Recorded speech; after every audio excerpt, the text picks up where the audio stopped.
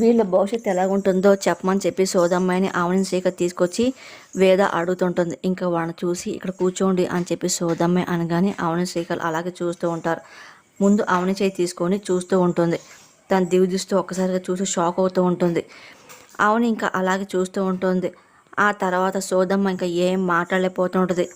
బాబు మీ చెయ్యి ఇవ్వండి అని చెప్పి శ్రీకర్ని సోదమ్మ అడుగుతుంది. శ్రీకర్ ఇంకా అలాగే చెయ్యిస్తూ ఉంటాడు.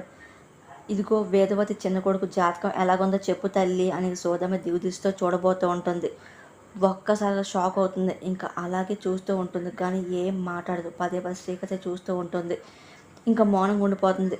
ఇంకా ఒకసారిగా చూసి వీళ్ళ భవిష్యత్తు గురించి నేను అసలు ఏం చెప్పలేను అని చెప్పి సోదమ్మ అన్న మాటలకి వేద షాక్ అవుతుంటుంది. ఇంకా ఏం మాట్లాడలేకపోతుంది. ఇంకా సోదమ్మ వెళ్ళిపోతుంటుంది.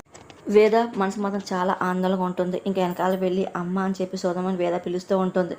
ఇంకా సోదమ్మ ఒక నిమిషం ఆగి వెనక్కి తిరిగి చూస్తూ ఉంటుంది. మీ కొడుకు కోడల మధ్య పెద్ద అగాధం జరగబోతుంది అని చెప్పి సోదమ్మ అన్న మాటలకి వేద షాక్ అయిపోతుంది.